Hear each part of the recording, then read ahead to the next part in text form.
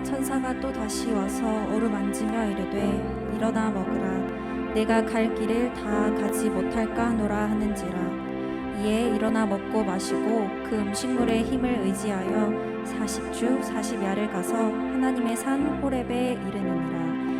열왕기상 19장 7절에서 8절 말씀. 사랑하는 하나님, 엘리야를 도우신 것처럼 우리에게도 하루를 살아갈 능력과 은혜를 주셨음을 기억합니다. 그 믿음으로 담대히 우리네 삶의 어려움을 이겨나갈 수 있기를 소망합니다. 예수님의 이름으로 기도드렸습니다. 아멘. 네, 반갑습니다. 네, 우리 항상 함께 해주는 우리 청년분들, 그리고 또 온라인으로 함께 계신 청년분들, 우리가 있는 모든 자리가 예배의 자리, 하나님이 계신 자리임을 다시 한번 기억하고 나아갔으면 좋겠습니다. 이 시간 우리 가볍게 박수치면서 함께 찬양하겠습니다.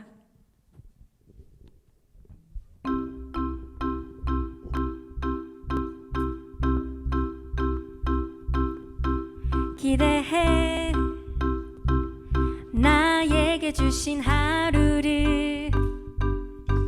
때론 피곤하고 일어나기 싫고 날 깨우는 알람 소리에 짜증도 나겠지만 새 날을 주신 하나님, 주무시지 않고 나를 지키셨네. 오늘을 나에게 주셨네.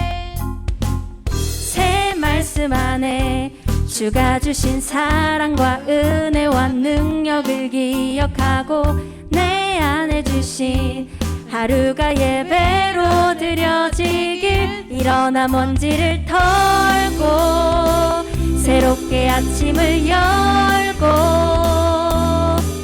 나를 숨쉬게 하는, 찬양케 하는 주님께 눈을 들어 죄악된 옛사람 입고 구원의 새 옷을 입고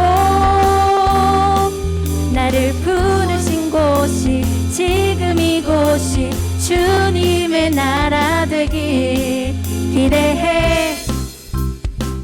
내 삶에 주신 말씀을 때론 피곤하고 일어나기 싫고 날 깨우는 알람 소리에 짜증도 나겠지만 새 날을 주신 하나님, 주무시지 않고 나를 지키셨네. 오늘을 나에게 주셨네. 새 말씀 안에 주가 주신 사랑과 은혜와 능력을 기억하고 내 안에 주신 하루가 예배로 드려지길. 일어나 먼지를 털고 새롭게 아침을 열고 나를 숨쉬게 하는, 찬양케 하는 주님께 눈을 들어 죄악된 옛사람 입고 구원의 새 옷을 입고 나를 보내신 곳이 지금 이곳이 주님의 나라 되길 기대해. 나를 부르시고 인도하시는 주님께 다시 한번 고백합니다. 일어나 먼지를 털고 아침을 열고 나를 숨쉬게 하는, 찬양케 하는 주님께 눈을 들어 죄악된 옛사람 입고 구원의 새 옷을 입고 나를 보내신 곳이 지금 이곳이 주님의 나라 되길 기대해. 아멘. 우리에게 매일 매 순간을 살아낼 능력 주실 그 믿음이 우리 안에 단단히 서기를 소망합니다. 아멘.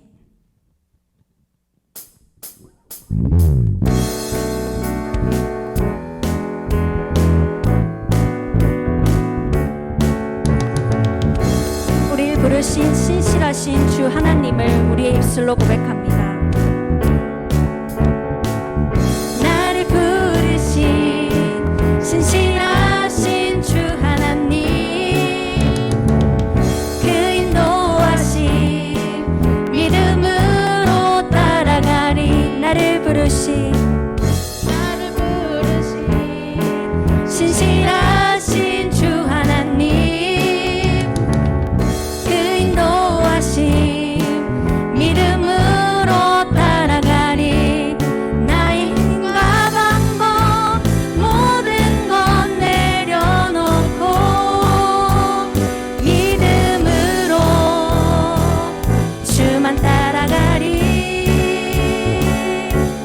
나의 작은 믿음 나의 삶 작은 걸음 오 주님 사용하소서 나를 부르신 신실하신 주 하나님 그 인도하신 믿음으로 따라가리 나의 힘과 방법 모든 것 내려놓고 오직 믿음으로 주님만 따라가리 나의 작은 믿음 나의 삶 작은 걸음 오 주님 사용하소서 나를 부르신 신실하신 하나님 신실하신 주 하나님 그 인도하신 믿음으로 따라가리 우리 마지막으로 고백합니다 신실하신 주 하나님 그 인도하신 믿음으로 따라가리 믿음으로 따라가리 믿음으로 따라가리 아멘. 이 시간 주가 보이신 생명의 길 다 함께 고백하겠습니다.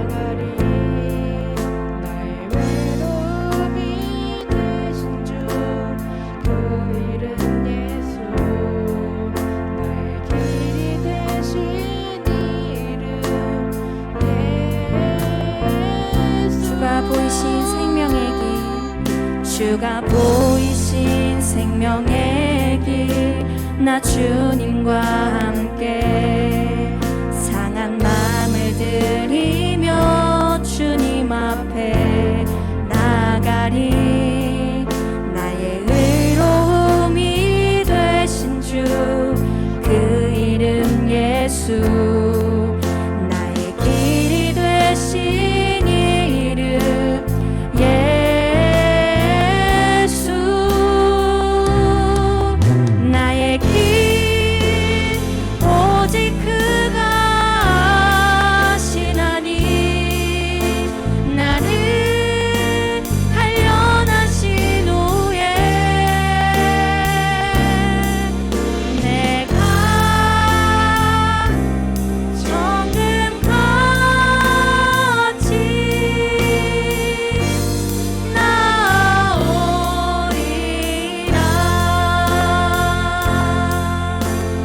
다시 한번 1절부터 고백합니다. 주가 보이신 생명의 길 나 주님과 함께 상한 마음을 들이며 주님 앞에 나가리 나의 의로움이 되신 주 그 이름 예수 나의 길이 되신 예수 나의 길 오직 그가 하시나니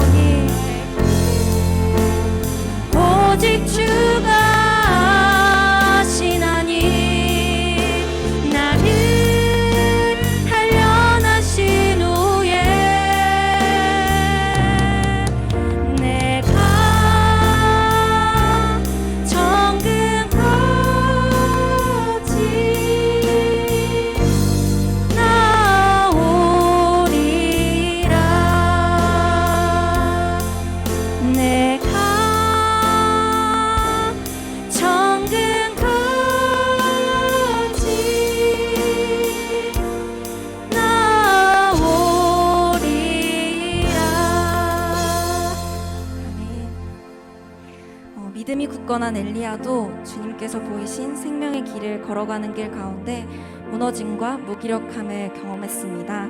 하지만 엘리야에게 그 무기력함을 허락하시고 돌보신 분은 바로 주님이십니다. 그 사실을 다시 한번 기억하며 주님께 나아갑니다.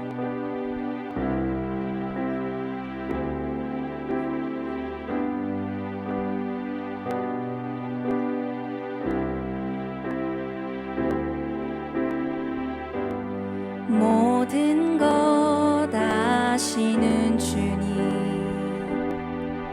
나의 맘의 연약함 보시고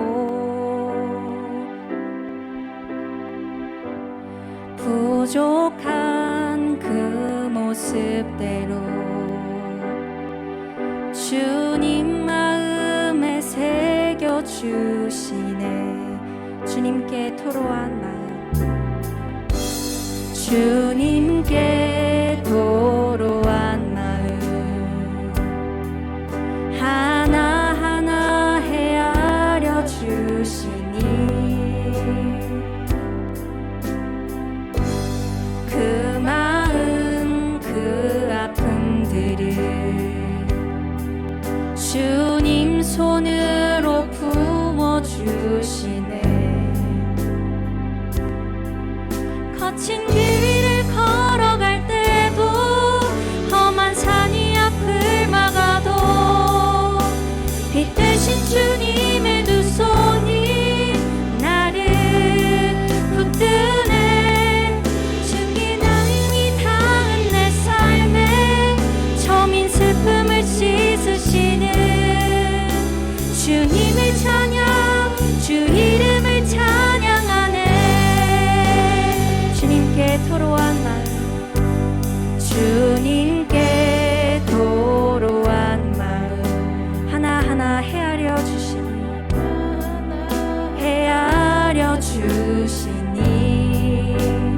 그 마음 그 아픔들을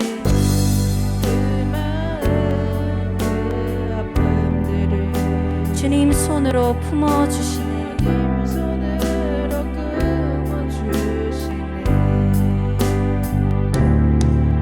거친 길 위를 걸어갈 때도 험한 산이 앞을 막아도 빛 되신 주님의 두 손이 나를 붙드네. 주의 마음이 닿은 내 삶에 처민 슬픔을 씻으시는 주님을 찬양, 주 이름을 찬양하네. 거친 길을 걸어갈 때도 험한 산이 앞을 막아도 빛 되신 주님의 두 손이 나를 붙드네.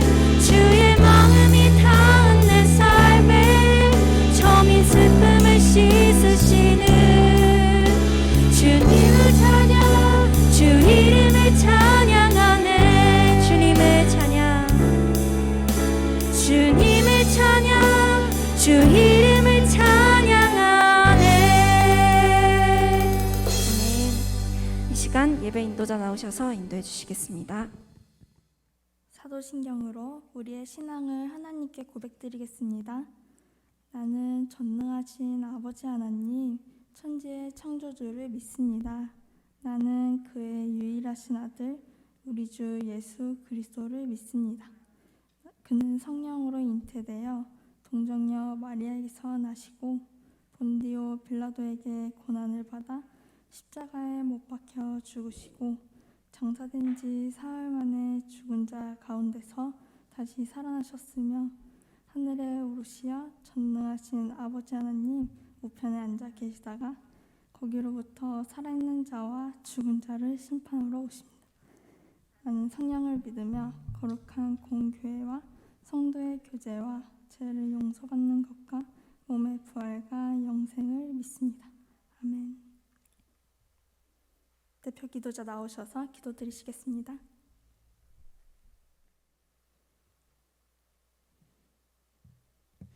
기도드리겠습니다. 하나님, 오늘도 이 자리에 모여 온라인으로 예배 드릴 수 있게 해주셔서 감사합니다. 코로나 바이러스로 인해 일상생활에서도 예배에서도 제약을 받는 부분이 있지만 일상과 예배의 소중함을 되돌아볼 수 있는 계기가 되게 되었습니다. 어려운 환경 속에서도 이 자리에 소중한 발걸음을 한 저희들, 그리고 온라인을 통해 예배드리는 교우들, 그리고 우리들의 가족과 주변의 소중한 이웃들까지 하나님께서 함께하여 주시고 건강시켜 주세요. 또 지난 한 주를 돌아봅니다. 부족한 점들이 많았지만 연약한 저희를 사랑으로 은혜 베풀어 주시고 함께하여 주시고 나약한 마음 굳건히 세워주세요. 그리고 또 사건 사고들이 끊이지 않는 가운데 미얀마와 팔레스타인에서 안타까운 일들이 많이 발생하고 있고 어린아이들과 무고한 민간인들의 피해가 큰데 세상의 어려움을 겪는 모두들에게 하나님의 사랑과 은혜를 베풀어 주세요. 끝으로 목사님 설교하실 때 목사님 통해서 하나님의 뜻 알게 해주시고 목사님의 가정도 평안하게 지켜주세요.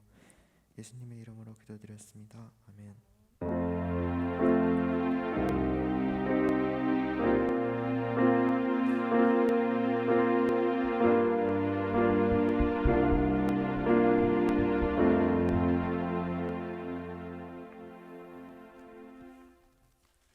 다 함께 찬양하시면서 봉헌 드리시겠습니다.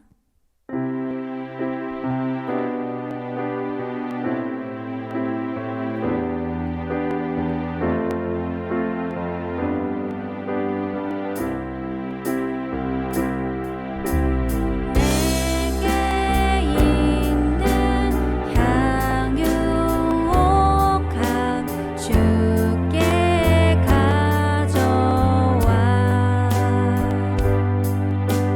그 발 위에 입 맞추고 깨뜨립니다.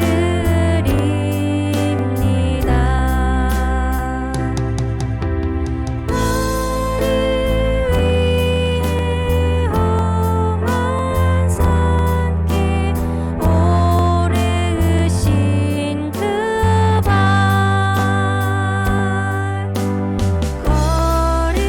걸음마다 그 신사랑 새겨놓았네.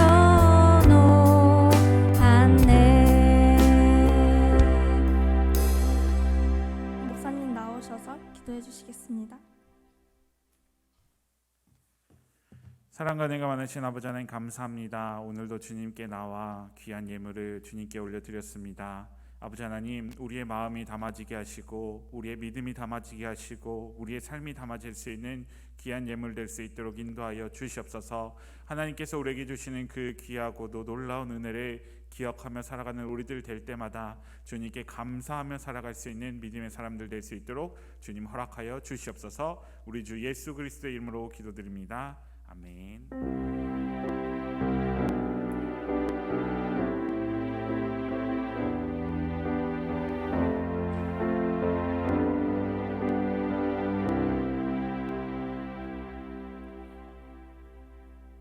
오늘 하나님께서 우리에게 주시는 말씀은 에베소서 4장 4절부터 6절 말씀입니다. 제가 가진 성경으로 신약 성경 312면에 있습니다.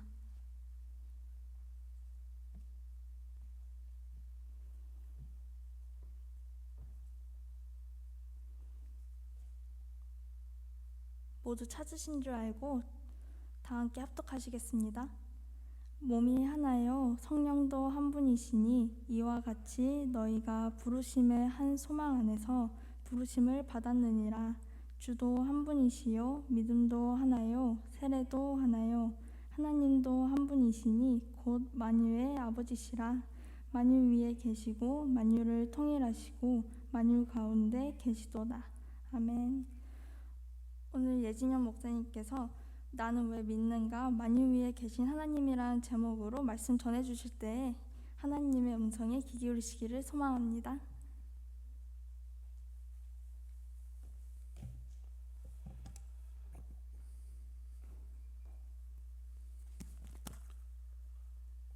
네, 제 얼굴이 환해졌습니다. 네. 오늘도 예배 자리에 나오신 여러분을 주님의 이름으로 환영하고 축복합니다. 지난 주일은 교회에서 청년 주일로 지켰습니다. 더 크고 좋은 선물을 드리고 싶었는데요. 아마 교회에서 드린 작은 선물보다는 하나님께서 우리 청년들 삶에 더욱더 큰 선물을 주셨을 줄 믿습니다.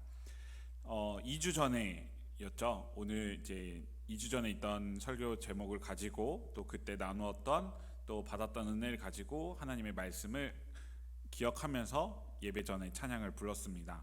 바로 엘리야의 이야기를 했었는데요. 앞으로 우리가 믿음 생활을 하면서 홀로 걸어갈 그 길을 기억하면서 우리가 무엇을 해야 하냐라는 것에 대해서 2주 전에 이야기를 나누었던 것 같습니다. 하나님께서 그의 삶과 그의 인생을 돌보아 주셨고 엘리야에게 힘을 주셨지만 그럼에도 하나님께서는 지치고 쓰러져 있는 엘리야를 끝까지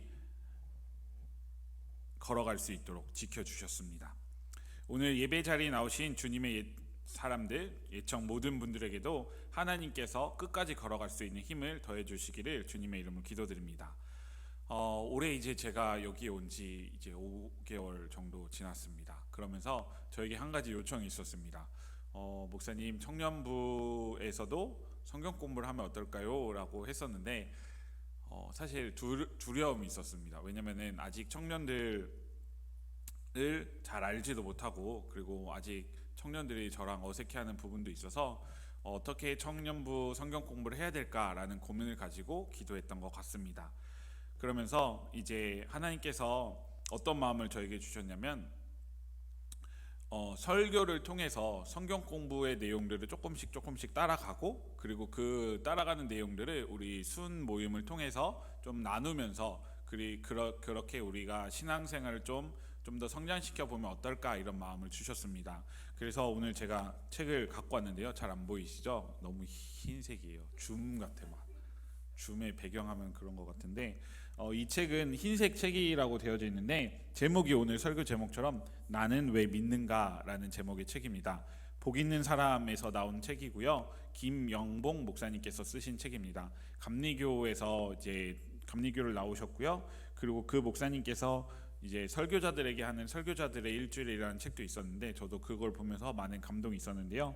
이거는 이제 믿음의 길을 묻는 당신에게라는 제목을 가지고 이제 책에 보면은 주제가 있는데요. 무슨 주제가 있냐면요. 나는 왜 믿는가라는 것에 대해서 이야기되어져 있고 그리고 우리가 왜 우리에게 구원이 필요한가라는 것에 대해서 이야기를 하고요. 구원은 그럼 무엇인가라는 것을 이야기하고 그리고 지금 우리가 살아가는 이 자리에서 구원을 받기 위해서는 무엇을 해야 하는가에 대한 내용들이 있습니다. 그래서 한 가지 챕터가 끝나면 여기 제가 주보에 들었는데요. 말씀 나눔이라고 되어져 있죠. 그래서 나눔을 위한 질문을 갖고 첫 번째, 두 번째 있고요. 그 밑에는 이제 기도는 있는데 함께 드리는 기도가 있습니다. 이것도 실을까 말까 제가 고민하다가 이건 이번 주 뺐는데요. 한번 더 제가 연구해보고 또 하도록 하겠습니다. 그래서 오늘은 이제 나는 왜 믿는가라는 제목을 가지고 우리 여러분들이랑 책을 이제 나눴으면 좋겠습니다.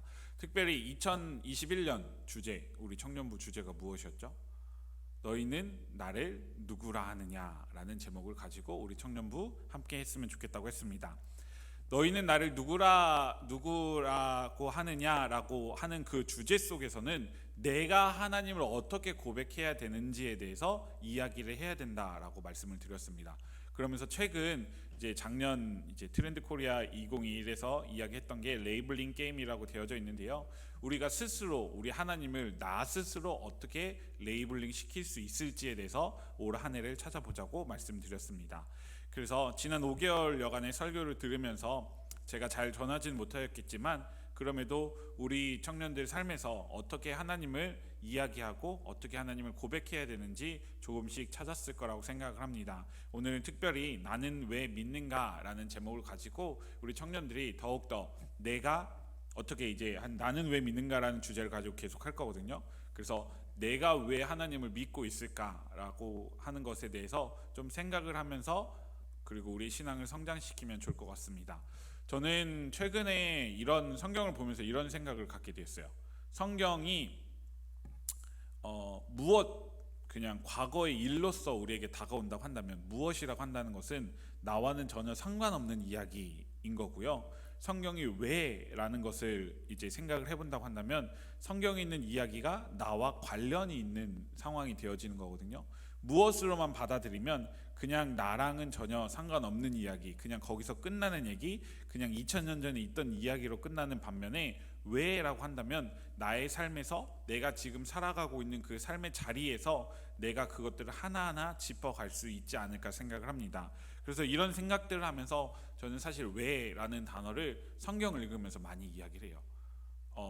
질문도 많이 하려고 하고 있고요. 그래서 우리 청년들도 제가 설교 시간에 말하는 것들 중에서 왜라는 질문을 많이 해봤으면 좋겠습니다. 그래서 내가 생각했을 때는 이러한 것 같은데 라고 했는데 목사님이 하는 거랑 다르네? 그럼 저에게 이야기를 해주세요. 그럼 제가 또 대답을 해드리는 것도 있고요. 저도 성경을 읽으면서 하나님께서 왜 이런 말씀을 성경에 주셨을까? 그리고 지금을 살아가는, 오늘을 살아가는, 이 시간을 살아가는 우리들에게 왜 지금의 말씀을 또 나에게 주셨을까라는 생각을 가지고 우리가 살아가면 좋을 것 같습니다. 그렇다고 한다면 이제 오늘 본문으로 이제 들어가 보도록 하겠는데요. 오늘 설교 제목처럼 여러분은 왜 하나님을 믿습니까? 혹시 대답해 본 적 있나요? 김영보 목사님께서는 책에서는 이렇게 말하고 있습니다. 목사가 예를 들어서 이 자리에서 신앙 고백을 한다면 마치 차를 파는 사람들처럼 무엇인가를 상품을 파는 사람인 것처럼 약간은 약 파는 사람처럼 당연한 신앙 고백이지 않을까라고 말을 하고 있어요. 왜냐하면 목사가 됐다는 것은 무엇을 말하는 걸까요? 당연히 하나님을 믿기 때문에 하나님의 말씀을 전하는 사람으로 이 자리에 섰기 때문에 당연히 목사의 신앙 고백은 그냥 전혀 생각해보지 않았던 그냥 남들과 똑같은 어쨌든 그런 이야기가 되지 않을까 생각을 할 수 있다는 것이죠. 그러면서 김영복 목사님 저자는 이렇게 이야기를 합니다. 그럼에도 목사는 목사의 신앙 고백을 성도들에게 이야기할 필요가 있다라고 이야기를 하는데요. 저는 경기도 성남에서 태어났고요. 그리고 외동아들로 태어났습니다. 외동아들로 태어나서 당시에 저희 부모님께서는 한번 말씀드렸는데요. 저를 너무 열심히 공부를 가르치시고 싶어서 4살 때는 경기도 미술대에 나가게 하셔서 경기도에서 미술로 금상을 탔어요. 저희 아이들보다 제가 좀 더 그림을 잘 그리는 것 같아요.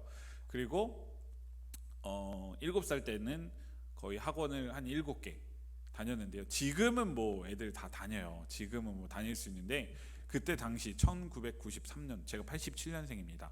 1993년도쯤인 것 같아요. 그 당시에 학원 7개라고 한다면 어마어마하게 공부를 많이 시킨 사람들 중에 한 명이었어요. 그래서 저는 이렇게 친구들에게 말을 합니다. 제가 경기도 성남에서 살았다고 한다면 싸가지가 없어서 목사가 되지 않았을 거다라고 친구들에게 이야기를 하는데요. 왜냐면은 약간 저는 그냥 약간 친구들에게도 말하지만 약간 머리는 조금 똑똑하다 생각을 했었는데 지금은 좀 바보가 된 것 같긴 한데요. 아무튼 과거에는 그랬었어요. 그래서 그런 공부를 많이 하고 학원도 많이 다녔었는데 9살 되던 해에 제가 부모님을 따라서 충북 진천으로 이사를 가게 됩니다. 충북 진천으로 이사를 가게 되는데 봐봐요. 7개의 학원을 다니던 아이가 아무것도 안 하는 곳으로 갔어요. 그냥 허허벌판 농촌으로 가게 된 거예요. 그냥 산과 들, 그냥 밭이 있는 곳으로 간 거예요. 그랬으면은 무엇을 하고 싶을까요? 그냥 놀았겠죠. 자유가 생긴 거예요. 그러다 보니까 아무것도 안 하고 공부도 안 하고 자유롭게 그냥 친구들이랑 놀기만 하였습니다. 어떻게 놀았냐면요, 막 야구도 하고 뭐 별의별 거 다 했던 것 같은데요. 그냥 개울에 있는 물에도 가고 그랬어요. 그래서 저는 여기 지금은 보이지 않는데요, 야구 방망이로 뒤에서 포수하다가 한번 얻어맞은 적이 있어요. 그래서 여기가 피가 터졌던 적도 있었고요. 아무튼 좀 심하게 놀았었습니다. 그런데 그곳에 가서 저의 인생이 바뀐 게 무엇이냐면 무엇인가 자유를 얻었다고 했는데요. 제 친구 아버지가 그 지역의 목사님이셨는데요. 그 교회 목사님이셨는데 그분을 보고 제가 목사님이 되겠다라는 생각을 하게 된 거예요. 초등학생이. 그냥 왜 목사님이 좋은지 모르겠는데 목사님이 되겠다고 그냥 하나님께 약속을 하고 이제 앞으로의 꿈은 나의 꿈은 목사님이다 라고 생각을 하면서 계속 목사의 꿈을 키워갔죠. 그리고 중학교, 고등학교가 되어졌는데 사실 중학교, 고등학교 때는 경제적으로 너무 많이 힘들었어요. 저희 집이 정말 쫄딱 망했었거든요. 쫄딱 망해서 힘들었는데 그럼에도 그 안에서 하나님께서 나를 만져주시고 나를 이끌어 주시는 그 경험이 나의 삶에서 분명히 있었어요. 고등학교 3학년 때 남들은 다 수능 공부를 하는 그 시기에 저는 여름에 수련회를 갔고요. 그곳에서 하나님을 만났어요. 그리고 하나님을 만나고 하나님께 서원을 했죠. 하나님, 제가 정말 열심히 목회자가 되겠습니다. 제가 어떤 순간에도 목회자가 되겠습니다 라고 하면서 이제 그 신앙의 길을 걸어가게 됐고, 그러면서 20살 되고 21살 되고 그러면서 또 점점 목사님이 되겠다고 했는데 사실 점점 하나님과 거리가 멀어지는 그런 느낌은 있었어요. 그러다가 이제 장로의 신학대학교라는 곳을 들어가게 되었고 지금의 이제 제가 오게 되었습니다. 사실 목사가 된다는 것은 어떻게 보면 내가 왜 믿고 있는지 그것을 정확하게 안다라고 생각할 수 있는 것입니다. 그렇다고 한다면 저는 이 자리에서 하나님을 믿는 이유가 하나님께서 저에게 주신 사랑이 있기 때문에 믿는 것이거든요. 지난번에 말씀드렸죠. 저희 부모님 이제 하나님께 올려드렸는데요. 하나님 계신 천국으로 가셨는데 그 하나님께서 우리 부모님을 통해서 저에게 말씀해 주신 건 무엇이냐면요, 하나님의 아들이다라는 것을 말씀을 해주셨어요. 너는 이제 우리의 아들이 아니고 하나님의 아들이다라고 말씀을 해주셨어요. 왜냐하면 목사가 되었다는 것은 하나님의 일을 한다는 사람, 하나님의 말씀을 전하는 사람이 되었다라는 것이거든요. 그러다 보니까 하나님께서 우리에게 주신 그 사랑을, 신앙 고백을 세상 사람들에게 가르치는 게 아니라 전하면서 그들과 함께 깨달음을 얻게 하고 그들과 함께 동행해 나가라는 것을 저에게 이제 부모님께서 말씀해 주셨는데요. 그 부모님께서 그 신앙의 여정을 지켜주셨고 함께 하셨는데, 사실 부모님은 제가 목사님이 되는 걸 가장 간절히 원하셨지만 목사가 되는 걸 이 땅에서는 보지 못하셨어요. 저도 그것 때문에 너무나 슬펐고요. 한 20명 저랑 같이 안수받는 사람들 중에 저 혼자 울었던 것 같아요. 거의 정말 많이 울었어요. 왜냐하면 우리 엄마 아빠가 와서 보면 너무 좋았을 텐데 라는 생각이 있었던 것이죠. 이게 바로 저의 체험인데요. 이게 저의 체험이고 제가 앞으로 목회를 나가는데 신앙으로 정말 굳건하게 세워나갈 어떤 저의 신앙 고백이 되어질 것인데요. 앞서 처음에 설교를 시작하면서 물었던, 여러분들은 그렇다고 한다면 왜 하나님을 믿고 있을까요? 라고 하는 질문에 스스로 대답할 줄 알아야 합니다. 나는 왜 하나님을 믿고 있을까? 나는 왜 이 자리에서 예배를 드리고 있고, 나는 왜 이 자리에서 남들은 세상에서는 다 욕하고 있는 하나님을 따르려고 노력을 하고 있을까라는 생각을 해봐야 한다는 것이죠. 김영범 목사님께서는 합리적 의심에 대해서 이야기를 하십니다. 왜냐하면 나는 왜 믿고 있는가라고 하면서 그렇다고 한다면 신이 과연 존재하는 것인가 라는 생각을 하게 된 거예요. 신, 어떻게 생각해요? 우리는 당연히 그냥 믿음으로 하나님이 살아계신다라고 그냥 암묵적으로 그냥 은연중에 받아들인 것이 있어요. 진짜로 신이 살아계신다라는 생각을 하는 사람들이 있다는 것이죠. 그 신이 살아계시는가에 대한 질문을 하는 사람들이 누구냐고 한다면 무신론자들이에요. 최근에는 새로운 무신론 운동이 벌어지고 있다고 한답니다. 신의 존재와 관련해서 20여 년 전부터 새로운 무신론 운동이 일어나고 있다는데요. 영국 옥스퍼드 대학교 진화생물학자 리처드 도킨스 외에도 크리스토퍼 히친스나 샘 해리스 같은 사람들이 중요한 역할을 하면서 무신론자로서 신이 과연 존재하는가에 대해서 질문을 하고 있다고 합니다. 새로운 무신론 운동은 사실 새롭다라고 이름을 붙여지어지고 명명되어져 있지만 새로운 것은 아니라고 한답니다. 왜냐하면 1927년에 나는 왜 기독교인이 아닌가라고 하는 책을 쓴 영국의 사상가 버트런드 러셀이라고 하는 사람은 하나님이 존재한다고 하는 믿는 이유에 대해서 무신론적인 입장에서 그 신을 생각해 보기로 했습니다. 다시 말해서 하나님을 왜 믿는가, 하나님을 믿는 이유에 대해서 무신론자들은 무신론자의 입장에서 그 이유를 밝혀보고자 했던 거예요. 러셀이라는 사람이. 그런데 그 러셀이라는 사람이 밝혔던 이유 대부분의 근거들이 최근에 새로운 무신론 운동의 기반이 되어지고 있다는 것이죠. 문제는 여기서 발생을 합니다. 무신론자라고 하는 사람은 기본적으로 신이 없다라고 믿는 사람이에요. 그렇다고 한다면 신이 있는 것에 대해서 이해할 수 있을까요? 아니, 없어요. 그러니까 자기 논리에 빠져버리게 된 거예요. 자기 논리가 너무 이렇게 비약을 하게 되어진 거예요. 왜냐하면 무신론 입장에서 하나님을 믿는 이유를 찾아보니까 전혀 1부터 10까지 이해가 안 되는 거예요. 왜냐하면 하나님이 살아계신다 이 전제를 먼저 하고 해야 되는데, 신이 있다라는 전제를 먼저 하고 해야 되는데 신이 있다라는 전제가 없으니까 그들이 하나님을 믿는 이유라고 하는 모든 이유들 중에서 그 이유들이 이해가 전혀 안 되는 거예요. 그러다 보니까 무신론자들이 주장하고자 하는 것들은 대부분 다 하나님은 살아계시지 않는다라고 결론이 되어지고 있다는 것이죠. 우리는 하나님이 살아계신다, 내가 하나님을 왜 믿고 있는가, 신은 정말 존재하는가 라고 질문을 던졌을 때 우리는 우리 마음속에 이 자리에 있기 때문에 우리 마음속에 은연중에 신은 그럼 있구나 라고 생각을 하면서 신이 있다는 전제 조건 하에서 하나님을 믿는 이유들을 하나하나 생각해 나갈 거예요. 그러다 보니까 그 합리적 의심들이 무엇인가 질문들이 대답이 하나하나 되어지고 있다는 것이죠. 우리 입장에서 그렇다고 한다면 하나님을 믿을 수 있는 이유는 무엇일까요? 아까 저는 체험을 했다라고 말을 했잖아요. 합리적 의심을 했는데요, 그 합리적 의심 너머에 체험이 있다라고 김영복 목사님은 이야기하고 있습니다. 다시 말해서 내가 신앙 고백적으로 하고 있는 나는 왜 하나님을 믿고 있는가라고 하는 거기에 대한 질문이 이미 신은 있는가에 대해서, 내가 하나님을 믿고 있는 이유에 대해서 이미 설명하고 있다는 것이죠.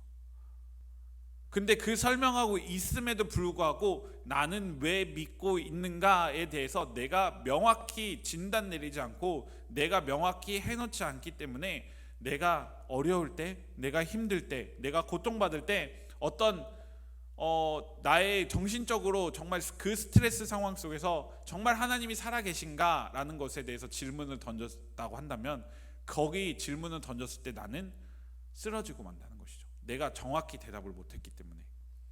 근데 오늘 이제 제가 나는 왜 믿는가라는 이 제목을 가지고 계속 나가면서 우리 예일교회 청년 여러분들이 스스로 질문을 해 나가셨으면 좋겠어요. 질문들 있는 것들 중에서 명확하게 내가 나의 입으로, 나의 언어로 표현을 해 나가면 좋을 것 같습니다. 김영복 목사님은 합리적 의심 너머의 체험이 첫 번째 하나님을 믿는 이유가 되어진다고 한다면, 두 번째 이유에 대해서 또 이야기를 하는데요, 그것은 바로 부활 사건입니다. 2000년 전에 우리 여기 십자가 있죠? 십자가가 있는데요, 2000년 전에 예수 그리스도께서 십자가에 못 박혀 돌아가셨다라고 하는 사실, 그 사실에서 무엇이 되어져야 하냐면 부활 사건에 대해서 교회는 이야기하고 있어요. 그런데 수많은 가설들이 존재를 한다고 합니다, 세상에는. 왜냐하면 실제로 예수님께서 이 땅에 오셨다, 사람의 몸으로 왔다라는 것은 다들 생각할 수 있는데요, 그렇다고 한다면 세상 사람들이 생각하기로는 부활, 이것이 정말 진실인가 라는 것에 대해서 의문을 갖기 시작한다는 것이죠. 그래서 세 가지 가설을 김영복 목사님은 여기서 이야기를 하는데요, 첫 번째는 무엇이냐면 실신 가설이에요. 예수님께서 십자가에 못 박히셨는데 죽지 않고 실신하셨다는 거예요. 그 실신한 사람을 무덤 속에 넣어서 3일 동안 무덤에 넣어놨더니, 돌문으로 무덤을 닫는다고 했잖아요. 3일 동안 넣어놨더니 그 예수님이 실신했으니까 3일 만에 몸을 회복을 해서 그 돌문을 열고 도망을 갔다라는 것이 첫 번째 실신 가설이라는 것입니다. 어때요? 아닌 것 같아요? 왜냐하면 이 가설을 세운 사람은 예수님은 정말 부활했을까라는 질문을 하면서 이런 가설을 세웠다고 한다는데, 봐봐요. 십자가에서 피를 흘리고 그 사람들이, 그 예수님께서 피를 흘리시고 정말 체력이 저하되어 있는 실신까지 할 정도였는데, 그 돌문, 당시의 유대교에서는 엄청나게 큰 돌문이었거든요. 혼자서 그걸 열고 도망을 갔을 수 있을까요? 그리고 나서 도망가고 나서 잠적을 해서 나는 이제 부활했습니다 라고 말을 할 수 있을까요? 그거는 좀 약간 아니지 않을까요? 두 번째 가설은 절도 가설입니다. 가설 이름들이 되게 웃긴데요, 절도 가설은 무엇이냐면 제자들이 죽은 예수님의 무덤에 가서 예수님의 시신을 훔쳐서 그 훔친 시신을 어디다 숨겨놓고 예수님께서 부활하셨다라고 주장을 한다는 것입니다. 어때요? 이것도 좀 약간 실현 가능성이 없잖아요. 왜냐하면 당시에 그리스도, 예수 그리스도를 믿는 사람이라고 한다면 세상 사람들은 예수 그리스도를 믿는 사람들을 핍박했었어요. 왜냐하면 예수님이 십자가에 못 박히셨다고 했잖아요. 못 박히시는 그 사건 자체가 예수를 따르는 사람을 핍박하겠습니다 라고 세상 사람들이 말을 한 거예요.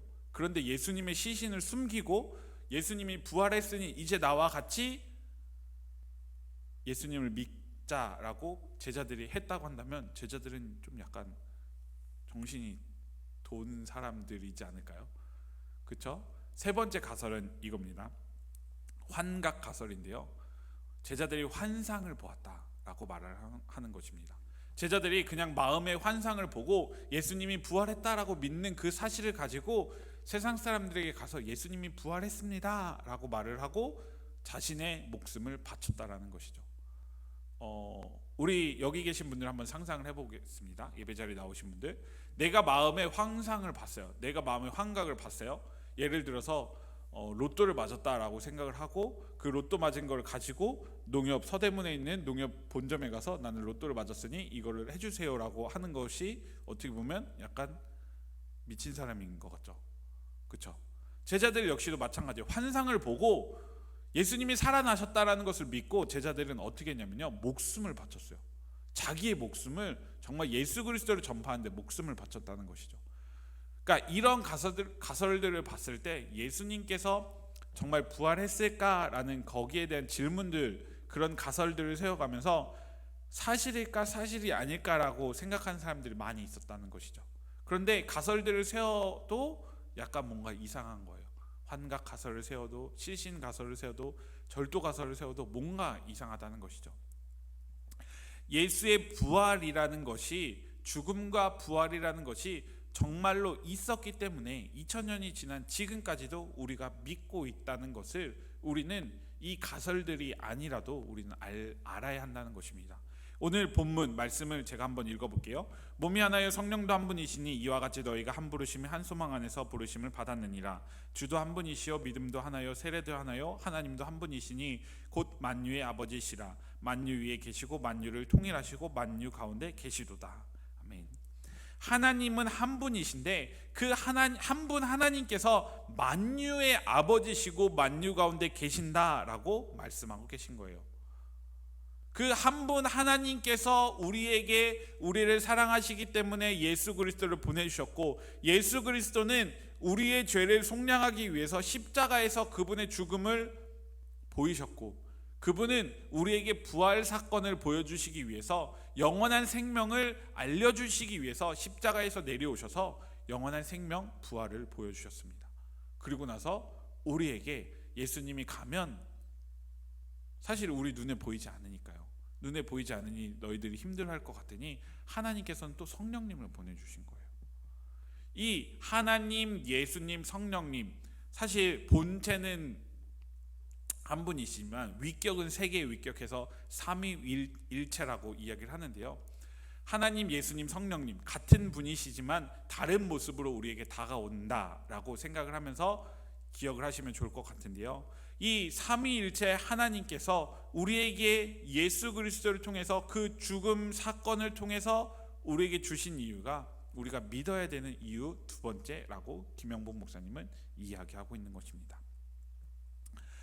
우리에게 오신 이유, 그렇다고 한다면 우리에게 오신 이유는, 우리를 위해서 오신 이유는 우리의 죄를 속량시켜 주시기 위해서. 우리는 죄를, 아담 때부터 죄가 원죄가 있다라고 성경에서는 이야기를 하고 있는데요. 그냥 그 죄를 알지 못해도 우리가 살아가다 보면 그냥 범죄하는 것들이 너무나 많이 있어요. 그런데 그 범죄하는 것들 속에서 우리는 예수 그리스도의 이름으로 회개함을 얻을 수 있는, 구원을 받을 수 있는 능력을 예수님께서 십자가에 못 박히심으로써 우리에게 주셨다는 사실이에요. 그것이 우리가 하나님을 믿고 따를 수 있는 이유라고 한다는 것이죠. 많은 사람들에게 사실 지금 제가 한 20분 동안 이야기를 했는데요, 많은 사람들에게 이 과정을 다 이야기할 수 없어요. 그렇죠? 어떤 친구가 저에게 와서 물어봐요. 너는 왜 하나님을 믿느냐라고 물어봤을 때, 너는 왜 교회 다녀라고 물어봤을 때 이 20분의 이야기를 여러분들이 하면 그 친구가 들을까요? 여기 있는 분들도 사실 지루하잖아요. 20분의 이야기를 들을 수가 없다는 거죠. 그런데 내가 왜 하나님을 믿는가에 대한 질문에 대한 답을 나 스스로 만들어 놓으면, 우리 스스로 만들어 놓으면, 컴팩트하게 그것을 만들어 놓으면, 친구가 나에게 물어봤을 때 나는 이래서 하나님을 믿는 거야, 나에게 하나님은 이런 사람이야, 이런 분이야 라고 설명할 수 있다는 것이죠. 그것이 우리 여기 앉아 계신 우리 예일교회 청년 여러분들이 앞으로 천국 가는 그날까지 평생 그 마음을 갖고 살아갈 수 있는 원동력이 되어질 수 있고요, 내가 평생 하나님을 믿는 이유를 흔들리지 않고 가져갈 수 있는 이유가 될 것이라고 저는 생각을 합니다. 앞으로 3달여 정도 될 것 같아요. 제가 이거를 한번 쳐봤거든요. 날짜를 계산을 해봤는데 한 8월 달까지 갈 것 같아요. 그런데 이 책, 나는 왜 믿는가에 대한 책을 가지고 우리 여기 계신 분들이 질문을 나 스스로 해보면서, 그리고 스스로 해본 질문, 그리고 스스로 생긴 그 대답을 가지고 순원들이랑 나누면서, 옆에 계신 분들이랑 나누면서 저 친구는 이 질문에 이렇게 대답을 하는구나 라고 하면서 우리의 신앙을 좀 키워갔으면 좋겠어요. 내가 하나님을 믿는 이유가 어떤 의심을 넘어서 나의 체험의 믿음의 고백이 되어지고, 그리고 앞으로 내가 살아갈 어떤 이유의 힘이 되어진다고 한다면, 그것들이 여기 계신 우리 청년들이 하나님을 믿는 하나님의 사람으로 하나님과 동행할 수 있는 주님의 사람들 될 거라고 저는 생각을 합니다. 그래서 좀 약간 기초적인 질문도 있고요, 그리고 뭔가 생각해보지 않은 질문들도 분명히 있지만, 그럼에도 그것들 하나하나 생각하고 따라가면서 우리 청년들이 더욱더 신앙생활을 이어갈 수 있고 또 성장해 나갈 수 있는 주님의 사람들 되시길 간절히 기도드립니다. 기도하겠습니다. 사랑과 은혜의 하나님, 오늘은 나는 왜 믿는가라는 제목을 가지고 말씀을 나누었습니다. 만유 위에 계신 하나님께서 오늘도 우리의 신앙을 만져주시고 우리의 삶을 변화시켜 주시고 이끌어 주고 계십니다.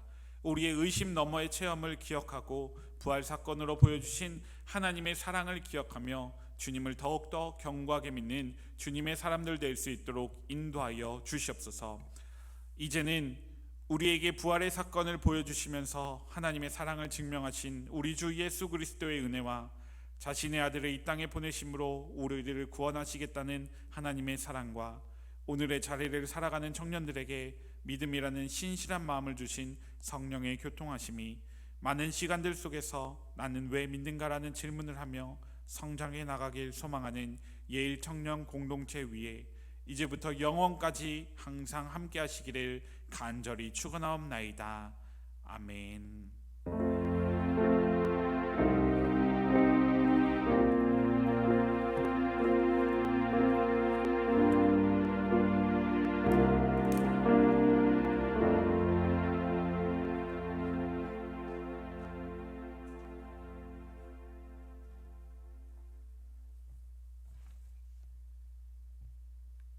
기쁨이 있는 예청 예배에 오신 여러분을 환영하고 축복합니다.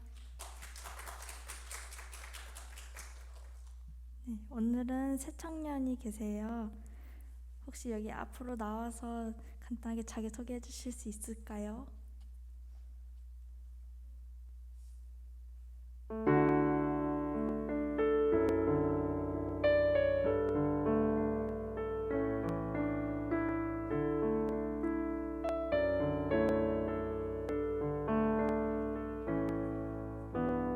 그냥 그 자리에서 축복만 합시다 우리.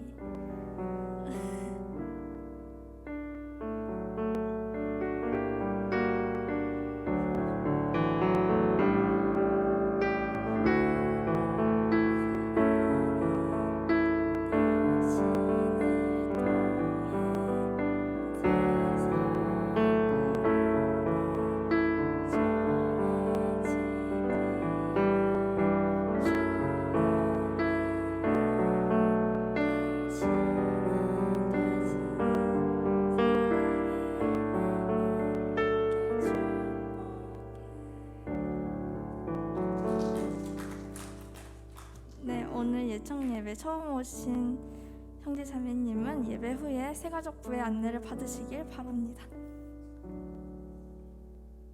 네, 오늘은 광고가 따로 없으니까 순모임에서 깊은 나눔을 나누시길 바랍니다. 다음 주에 건강하게 만나요. 안녕.